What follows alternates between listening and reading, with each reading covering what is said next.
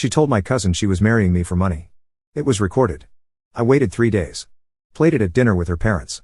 Nobody spoke. Nobody had to. I pressed play at 7:42 p.m. on a Sunday. My fiancee's voice came out of my phone speaker and filled a dining room where 6 people were eating pot roast. Her mother put her fork down first. Then her father. Then her sister.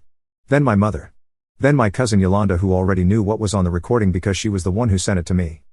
The only person still holding her fork was Simara. My fiancée. The woman whose voice was currently saying, "I'm not in love with him. I never was. But he makes 6 figures and he's easy to manage, and by the time he figures it out I'll have the house and the ring and half of everything." She said those words to her best friend Keely at a brunch 3 weeks before I proposed. My cousin Yolanda was at the next table. Simara didn't see her. But Yolanda saw Simara. And Yolanda recorded 47 seconds that ended my engagement, my relationship, and the version of myself that believed people were exactly who they appeared to be. 47 seconds. That's all it takes to erase 3 years. Let me go back. My name is Wendell. I'm 33. I work in software engineering. Senior developer at a company I've been with for 7 years. I make $142,000 a year. I own a house. I drive a truck I paid off last year. I have a retirement account that's healthy and a savings account that's comfortable and a life that looks from the outside like a man who did everything right. And I did do everything right. Except choosing the woman I almost married. I met Simara at a friend's wedding. She was a guest on the bride's side. I was a groomsman. She was wearing a green dress and laughing at something the bartender said. I walked over. I said, "What's funny?" She said, "He just asked me if I wanted my drink shaken or stirred," and I said, surprised. I laughed. She laughed. We talked for 40 minutes by the bar while the reception went on without us. She was a project manager at a design firm. Made about $55,000. She was smart. Quick. She had opinions about things. Architecture. Movies. Food. She could talk about anything and make you feel like the conversation was the most important thing happening in the room. I was drawn to that. Because I'm not that. I'm quiet. I'm steady. I'm the guy who listens more than he talks and thinks before he speaks, and people describe as nice and solid and dependable. Nice. Solid. Dependable. The 3 words women use to describe the man they'll marry but not the man they'll brag about. We dated for 3 years. Good years by every metric I knew how to measure. She slept over most nights by month 6. Moved in officially at month 14. We cooked together. Watched shows together. Built a routine. She met my family. I met hers. Her parents liked me. My mother liked her. Everyone said, "You two are perfect." I paid for most things. Not because she asked. Because I made more and it felt natural. Rent was mine. Groceries split but I covered more. Dinners out were mine. Vacations were mine. Her car needed new brakes. I paid. Her student loan minimum was tight 1 month. I covered it. I never tracked it. Never mentioned it. Never held it over her. I didn't think about it because I trusted the frame. 2 people building something together. One earns more. The other contributes differently. That's how partnerships work. I believe that. I still believe that generally. I just no longer believe it specifically about Simara. Year 3. I decided to propose. Bought a ring. Spent $11,200. Platinum band. Round cut diamond. I went to 3 stores. Asked questions. Compared settings. Did my research the way I do everything. Methodically. Carefully.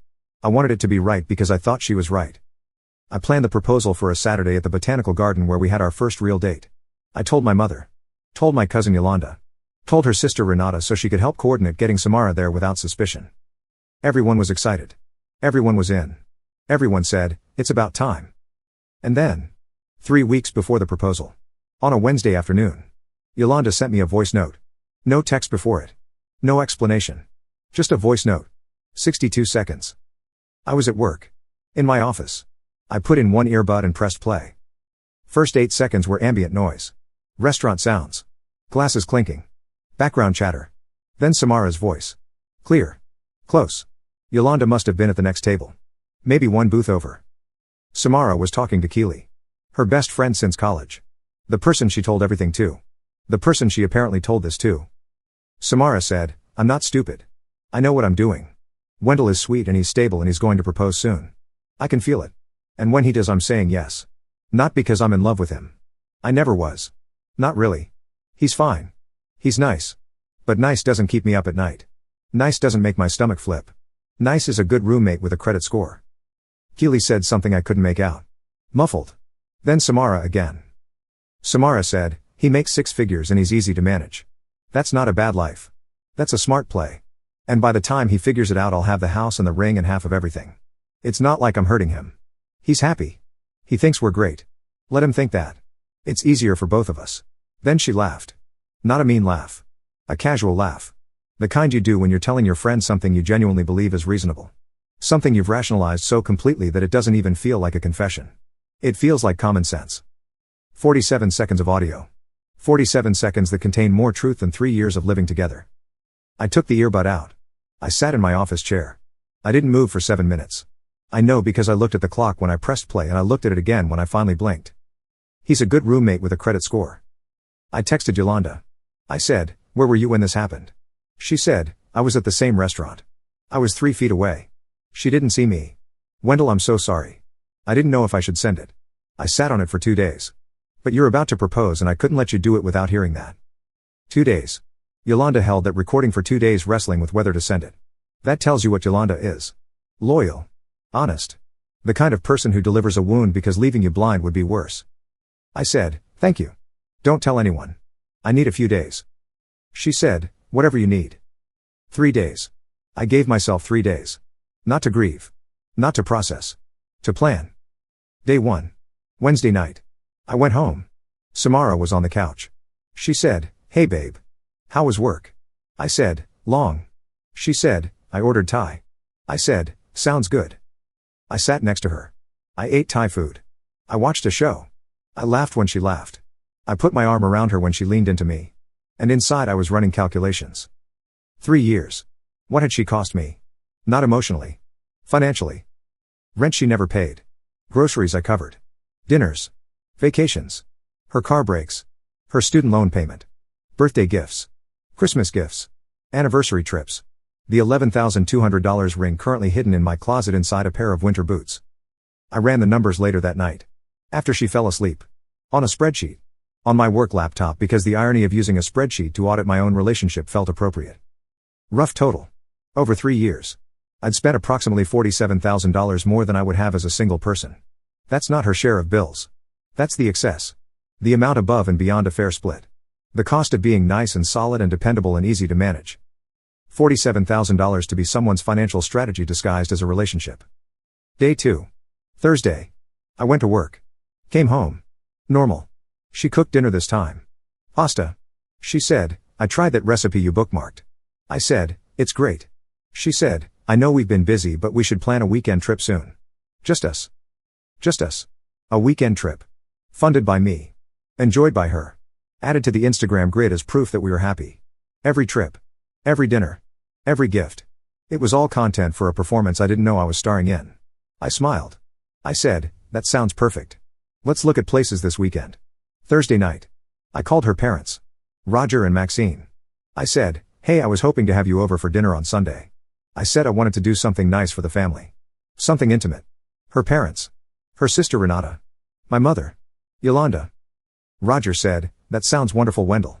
We'd love to come." I said, "Great. I'll cook." Thursday night after the call, I took the ring box out of the winter boots. I opened it. Looked at the diamond. $11,200. 3 jewelers. Platinum band. Round cut. I closed the box. I put it on my nightstand. And I set my phone next to it. With the recording queued to 0 o'clock. Day 3. Friday. Saturday passed. I cooked. I cleaned the house. I set the dining room table. 6 chairs. White tablecloth. The good plates Simara and I bought together at a home store last year. She'd picked them out. Ivory with a thin gold rim. She said they looked expensive. They were $60 for the set. But they looked expensive. And looking expensive was what mattered to Simara. Sunday. 5 p.m. Everyone arrived.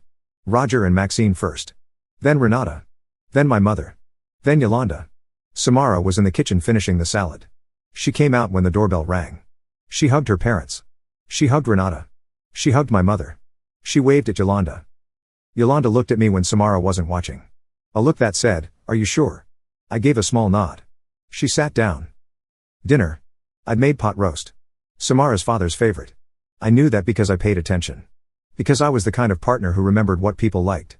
Who cooked for other people's parents. Who set the table with the good plates and poured the wine and made sure everyone's glass was full before sitting down. Nice. Solid. Dependable. Easy to manage. Dinner was good. Normal conversation. Work. Weather. Renata's new apartment. My mother's knee surgery recovery. Roger's golf game. Surface talk. The kind of conversation that fills time between bites and holds a table together when nobody suspects what's underneath. 7:35 p.m. Pot roast finished. Wine glasses half full. Simara started clearing plates. I said, before dessert, I want to say something. She sat back down. Smiling. Everyone looked at me. Here's the thing about what happened next. I'd rehearsed it. In my head. 20 times. The exact words. The exact order. The exact moment I'd reach for the phone. I said, I want to thank everyone for being here tonight. This dinner was important to me because I believe in family. And I believe the people at this table deserve the truth. All of it. Even when it's ugly. Simara's smile faded slightly. Not gone. Just uncertain. I said, 3 weeks ago I was planning to propose to Simara. I had the ring. I had the plan. I had everything ready. And then I received something that changed everything. I picked up my phone. I set it in the center of the table. I pressed play. Simara's voice. Clear. Unmistakable. In the silence of a dining room where 6 people had just eaten pot roast on ivory plates with a thin gold rim. I'm not in love with him. I never was. Maxine's fork was the first to drop. Not onto the plate. Onto the table. A small metal sound that felt like a gunshot. He makes 6 figures and he's easy to manage. Roger leaned back in his chair. His face drained of color. Not embarrassment. Something deeper. Recognition. Like a man hearing a version of his daughter he'd suspected but never confirmed. By the time he figures it out, I'll have the house and the ring and half of everything. Renata put her hand over her mouth. My mother closed her eyes. Yolanda stared at the table. She'd heard it already, but hearing it in this room. With these people. With the pot roast still warm. It hit different. Nice is a good roommate with a credit score. Simara's face. I'll describe it once. The blood left her cheeks. Her hands went flat on the table. Her eyes didn't blink. She was frozen. The way a person freezes when every exit closes simultaneously and they realize the room they're in is the one they built. The recording ended. 47 seconds. Then silence. Nobody spoke. For maybe 15 seconds. Which doesn't sound long, but in a dining room with 6 people who just heard what they heard, it felt like 15 minutes. Simara said, that's. She stopped. She said, that was taken out of context. Nobody responded to that. Because there is no context in which I'm not in love with him and I never was needs additional framing. Roger spoke first. He said, Simara. Is that your voice? She said, Dad, it's not what it sounds like. He said, is that your voice? She said, yes. But I was. He said, stop. One word. From her father. And she stopped. Roger looked at me. He said, Wendell. How long have you had this? I said, 3 days. He said, 3 days. And you cooked us dinner. And you set the table. And you looked my daughter in the face for 3 days knowing what she said about you. I said, I wanted you to hear it. Not from me. From her. In her own voice. So nobody could say I misunderstood. So nobody could say I was twisting her words. So nobody could say she didn't mean it. Because she meant it. She said it while laughing. She said it like it was strategy. Because to her it was. Roger put his hands on the table. He said, Simara. We need to go. Maxine hadn't spoken. She was staring at the tablecloth. She said one thing. Quietly. Almost to herself. She said, we raised you better than this. 5 words. From a mother. In a dining room. After hearing her daughter describe a man's love as a financial strategy. We raised you better than this. Simara's mother said it the way you say something you need to believe is true even when the evidence suggests otherwise. Renata stood up. She looked at Simara. She said, he paid your student loans. He fixed your car. He cooked Dad's favorite meal tonight. And you told Keely he was a good roommate with a credit score. Simara said, Renata, please. Renata said, no. I watched him plan this dinner. I watched him set the table. I watched him pour Dad's wine first because he knows Dad likes to be served first. He pays attention to things nobody notices. And you don't even love him. You never loved him. You said it yourself. Renata picked up her purse. She said, I'm sorry, Wendell. She walked out. Roger and Maxine stood up. Roger put his hand on my shoulder as he passed. He squeezed once. Didn't say anything. Didn't need to. The squeeze said what words couldn't. I'm sorry my daughter did this to you. I don't know how to fix it. But I see you. Maxine followed Roger. She stopped at the door. She turned around and looked at Simara. She said, get your things.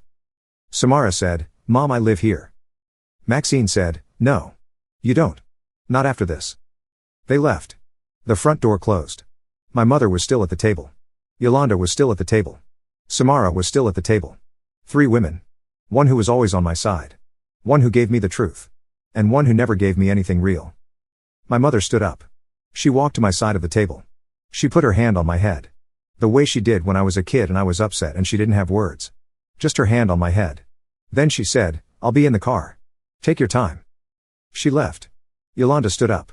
She looked at Simara. She said, "He was going to propose in 3 weeks.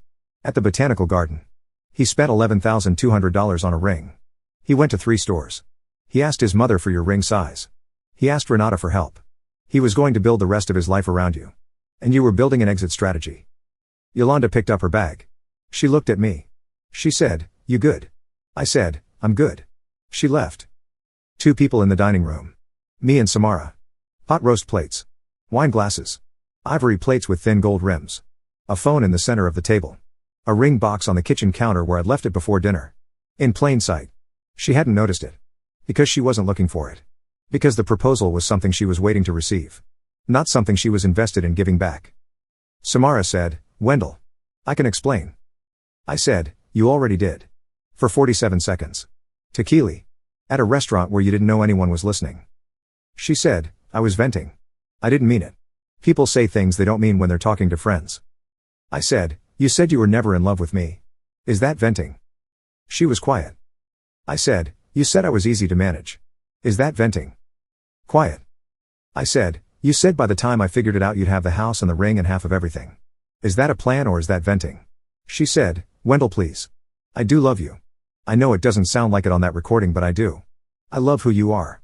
I love what we have. I love this life." I said, "You love this life. Not me. You just said it again. You love the life. The house. The stability. The 6 figures. The credit score. You love what I provide. Not who I am." She started crying. She said, "That's not true." She said, "You're the best man I've ever known." She said, "I'll do anything. Therapy. Counseling. Anything." I said, "Simara. 3 weeks ago you told your best friend you were marrying me for money and you laughed about it. Not nervously. Casually. Like it was common sense. Like marrying a man for his income was a reasonable life decision and I was too dumb to notice." She said, "I was being stupid. I was showing off for Keely. She just went through a breakup and I was." I said, "Stop. I don't need the reason. The reason doesn't change the words. The words were yours. The voice was yours. The laugh was yours." She sat there. Crying. On a chair. At a table I sat with plates she picked because they looked expensive. I said, "I want you out by Friday. I'll leave the ring box on the counter. You can look at it on your way out. $11,200. 3 jewelers. Platinum band. Round cut. For a woman who called me a good roommate with a credit score." I stood up. Picked up the plates. Walked to the kitchen. Started washing dishes. She sat at the table for another 20 minutes. I heard her crying. I heard her phone buzz. Probably Keely. Probably Renata. Probably her mother. The 3 women who now knew what she was. She left that night. Went to Keely's apartment. I heard her car start. I heard the driveway. I heard the street. Then silence. The same silence that was in the dining room after the recording stopped. Thick. Final. The kind of silence that doesn't end when the noise comes back. She texted me the next morning. She said, "Can we talk?" I said, "There's nothing to talk about." She said, "Wendell, I made a mistake." I said, "No. You made a plan. Plans aren't mistakes. Plans are choices. You chose to use me. I chose to find out." She said, "I'll change." I said, "You don't need to change for me. You need to change for the next man you don't love who you convince yourself is a smart play." She didn't respond to that. I didn't expect her to. Keely texted me. 3 days after the dinner. She said, "Wendell. I need you to know that I told Simara what she was doing was wrong. I told her she should be honest with you." I said, "You told her it was wrong. But you didn't tell me. You let me plan a proposal while knowing my fiancé was faking everything. Your loyalty was to her secret. Not to my life." She didn't respond either. The aftermath. Slow. Quiet.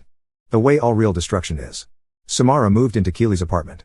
Then into her parents' house. Then into a studio by herself. I heard this through Renata, who kept in touch with me. Not out of obligation. Because she said, "You were good to our family and I'm not pretending that didn't happen just because my sister turned out to be someone I don't recognize." Roger called me a week after the dinner. He said, "Wendell. I want to apologize on behalf of my family." I said, "You don't need to apologize. You didn't do anything." He said, "I raised her." I said, You raised her right. She chose wrong anyway. That's not your fault. He was quiet. Then he said, the pot roast was excellent. I almost laughed. The man whose daughter just blew up a 3-year relationship was complimenting my cooking. Because that's what decent people do.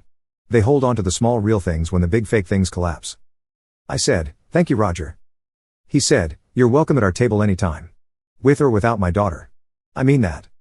I returned the ring. The jeweler gave me $8,400 back. Platinum holds value. The diamond depreciated. I lost $2,800. I consider that the cheapest lesson I've ever learned.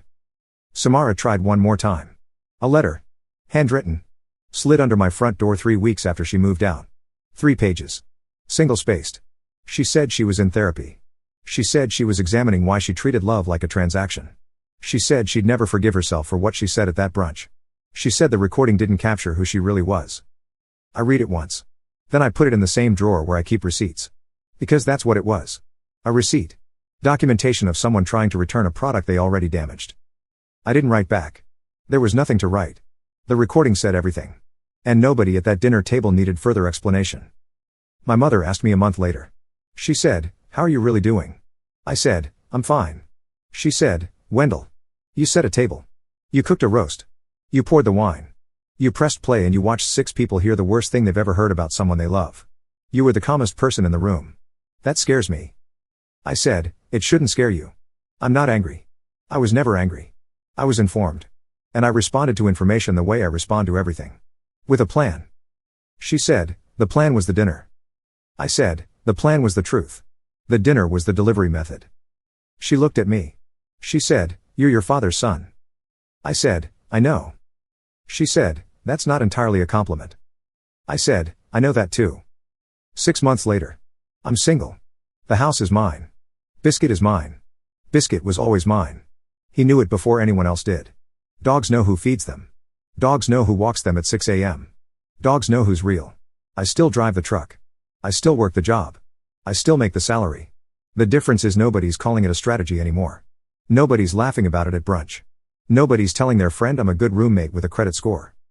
I thought about Simara last week. Not with anger. Not with sadness. With the same feeling I get when I pass a house I used to live in. Familiarity without attachment. Recognition without longing. I lived there once. I don't live there anymore. The ivory plates are still in the cabinet. The ones with the thin gold rim. The ones she picked because they looked expensive. I use them every Sunday. Not as a reminder. Because they're good plates. And she was wrong about them too. They weren't expensive. They were $60. They just looked like more. That was always the difference between me and Simara. I was the $60 plate she thought was worth more. She was the performance I thought was real. 47 seconds. 1 dining room. 6 people. Nobody spoke. Nobody had to.